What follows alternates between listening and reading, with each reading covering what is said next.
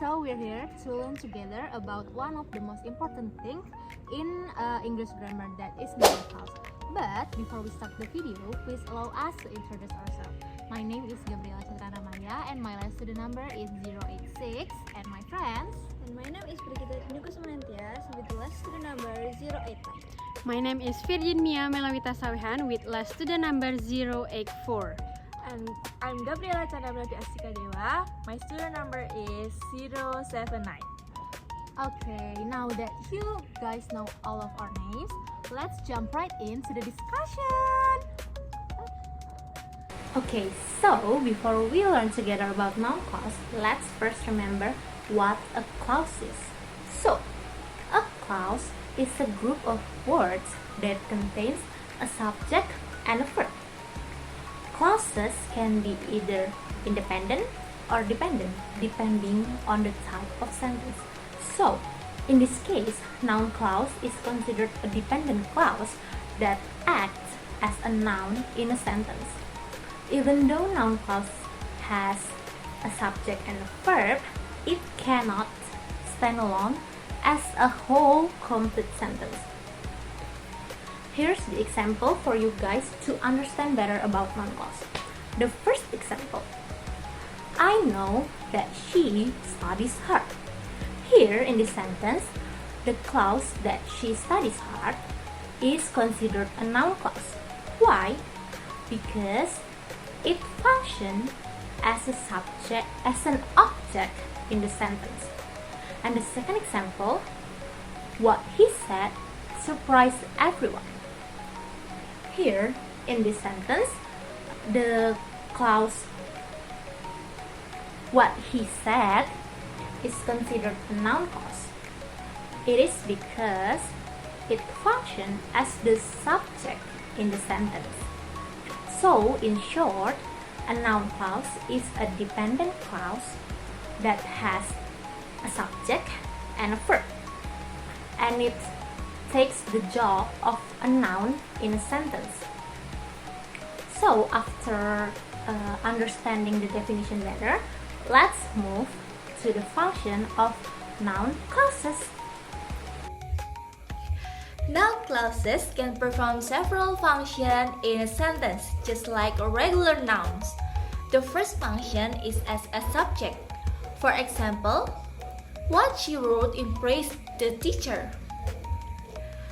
The noun clause what she wrote acts as the subject of the sentence. The second function is as an object. For example, she believed that English is important. The noun clause that English is important receives the action of the verb's belief. And the third function is as a subject complement. For example, the truth is that we need more practice. In this sentence, the noun clause provides additional information about the subject. And finally, noun clauses can function as the object of a preposition. For example, we talk about what happened yesterday. These examples show that noun clauses can take the same grammatical rules as nouns. Next, let's explore the common types of noun clauses. So, there are several common ways to form noun clause. The first type is that clause. For the example, I think that grammar is interesting. So the word that introduces the noun clause. The second type is uses WH words such as what, who, where, when, why, and how. And for the example, I don't know where she lives, or can you explain why he left? And then the third type is uses whether or if. So these are commonly used when expressing uncertainty. For the example, she asked, I was ready, or we don't know whether the meeting has started. So by recognizing these introductory words, it becomes easier to identify noun clauses in sentences.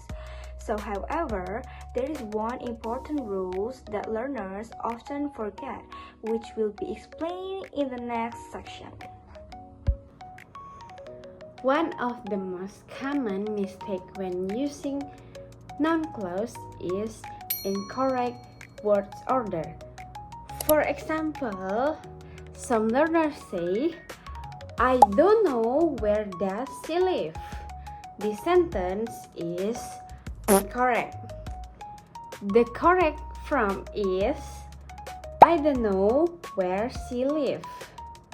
Remember that noun clause use statement word order, not questions word order. Before we finish, let's review what we have learned. A noun clause is a depend clause that functional as a noun.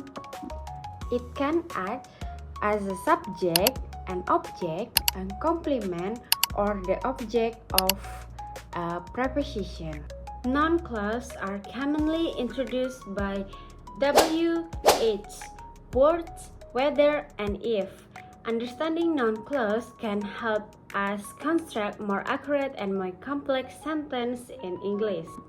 Thank you for watching our video. We hope that our explanation can help you understand noun clause better. Have a great day. Bye-bye.